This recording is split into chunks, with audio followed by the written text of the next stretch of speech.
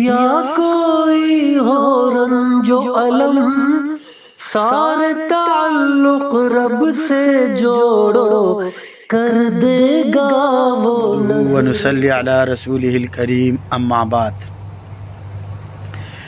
اپنے ناظرین کے لیے مدینہ کی مبارک زمین سے اور مدینہ کے مبارک سرزمین سے اور مبارک باغ سے، کھجورے کے باغ میں یہاں آنا ہوا تو دل میں آیا کہ اپنے ناظرین کو بھی مدینہ کی باغ کی زیارت بھی ہو اور اس کے ساتھ ساتھ ایک پروگرام بھی دیا جائے۔ آج کا پروگرام کا عنوان جنات کے حالات کے حوالے سے ہے۔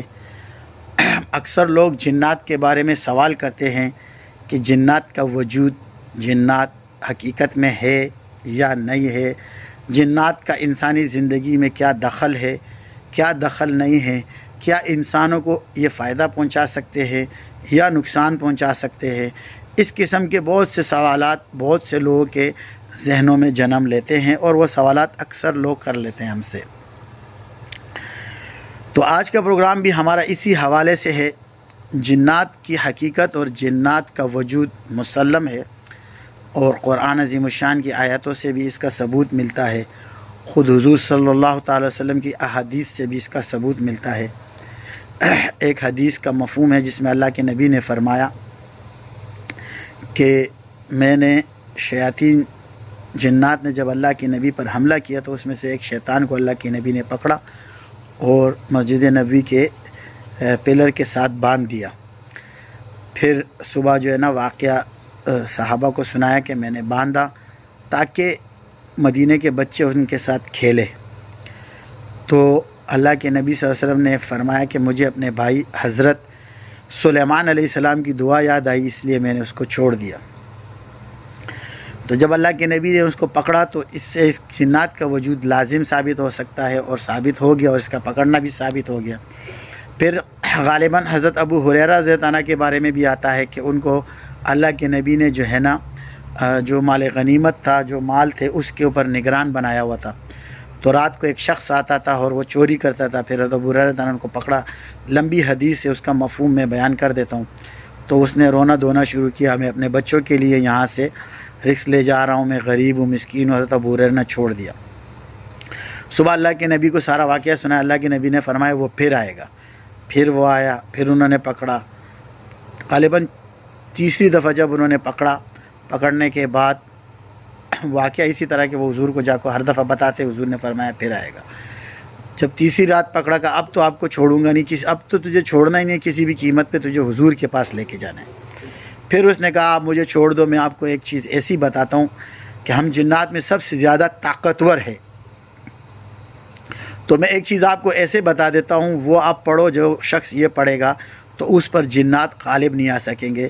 تو وہ ہے آیت الکرسی، انہوں نے بتائی۔ پھر حضور کو سارا واقعہ سنایا۔ حضور نے فرمایا بندہ تو جھوٹا تھا مگر بات سچی بتا کے چلا گیا۔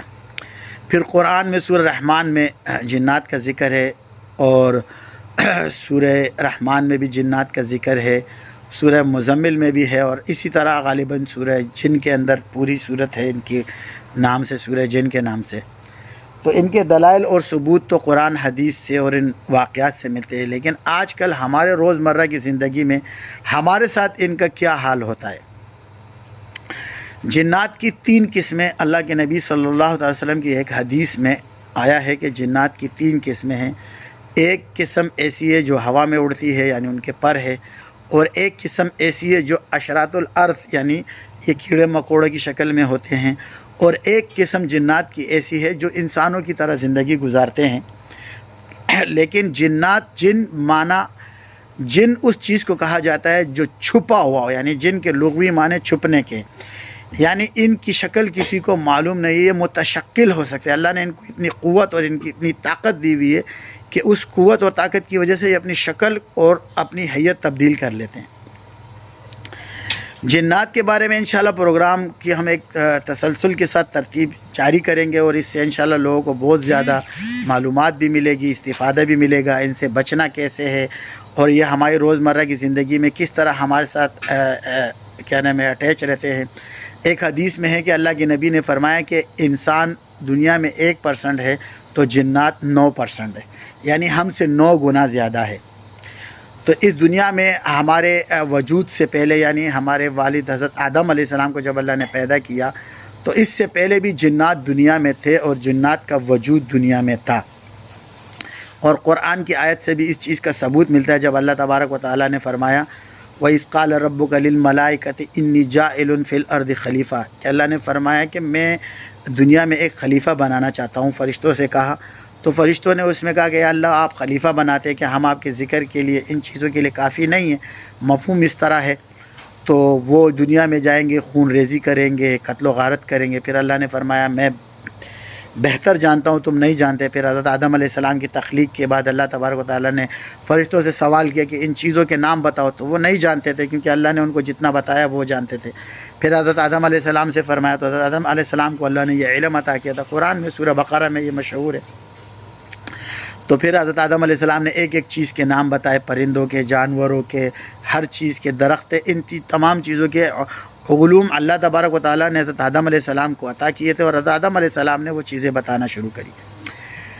تو بات مختصر کہ یہ دنیا کے اندر جنات ہمارے سے بہت پہلے سے تھے، ہمارے سے پیدائش سے، انسانوں کے پیدا ہونے سے پہلے سے ہے، اور ہر جگہ جنات ہوتے ہیں، لیکن ہر جنات ہمیں نقصان نہیں پہنچاتے۔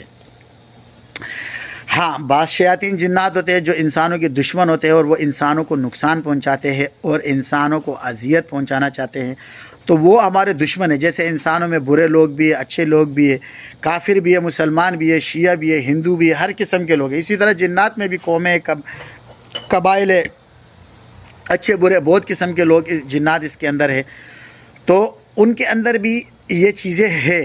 تو ضروری نہیں ہے کہ ہر جن برا ہو اور ضروری نہیں ہے کہ ہر جن اچھا بھی ہو۔ بعض چیزوں کے ہم نے مسائل یہ دیکھے کہ کچھ لوگ اس علم کو نہ جانتے ہوئے جب جنات کو چھیڑتے ہیں تو وہ جنات ان کے لیے وبال اور مصیبت بن جاتے ہیں۔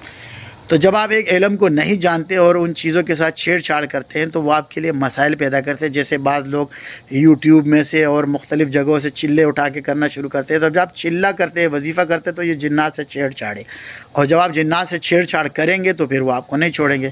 اسی لیے کوئی وظیفے یا ان چیزوں کی اس طرح کے وظائف وغیرہ کرے تو کامل استاد کی نگرانی میں کرے۔ پہلے بھی میں نے اس پر ایک دفعہ ویڈیو کی تھی اور یہ بات بتائی تھی، کیونکہ ہم چونکہ علاج معالجہ سے ہمارا تعلق ہے اور علاج معالجے سے ہم منسلک لوگ ہیں، تو ہمارے پاس جو مسائل آتے ہیں، جو ہم استخارے میں چیک کرتے ہیں، اس میں کثرت سے جو ہم چیزیں دیکھتے ہیں وہ یہ دیکھتے ہیں کہ اناڑی آدمی نے چھیڑا اور چھیڑنے کی وجہ سے مصیبت بن گئی۔ یعنی ایک شخص جنات کا مریض ہوتا ہے، مگر اگر وہ ایک ایسے بندے کے پاس جاتا ہے جو جنات کو قابو کرنے کا، جنات کو ہٹانے کا اس علم سے واقف ہی نہیں ہو، اور جب یہ شخص اس شخص کے پاس جائے گا اور اس شخص سے دم کروائے گا تو جن تو جائے گا نہیں، لیکن وہ بھی اس مرض میں مبتلا ہو جائے گا، یعنی اس جن اس کو بھی چمٹ جائے گا۔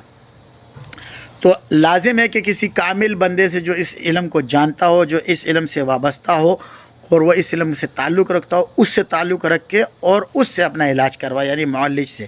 جیسے ہم دل کا آپریشن خود نہیں کرتے، نہ کسی کمپاؤڈر سے کرتے، کسی اچھے سے سرجن کو ڈھونڈ کے کرتے، بالکل بعینی اسی طرح جنات کے علاج کے اندر بہترین معالج کو تلاش کرے اور جو صحیح معالج ہو اس سے رابطہ رکھے اور اپنا علاج وغیرہ کرے۔ باقی جنات کا انسانی زندگی میں کیا دخل ہے اور یہ ہماری زندگی میں کیا اثرات رکھتے ہیں اور کس طرح کے ہماری زندگی کے ساتھ اور ہمارے ان کے ساتھ معاملات ہوتے ہیں، یہ کس طرح رہن سہن کرتے ہیں، ان سب چیزوں پہ انشاءاللہ آئندہ کی ویڈیو میں آپ کو ہم بتائیں گے، سلسلہ وار آپ کو ویڈیو دیتے رہیں گے۔ یہ الحمدللہ مدینہ کی سفر پہ تھے تو دل میں آئے تو چلو یہاں پر بھی ایک پروگرام اپنے سامعین کو دے دیں۔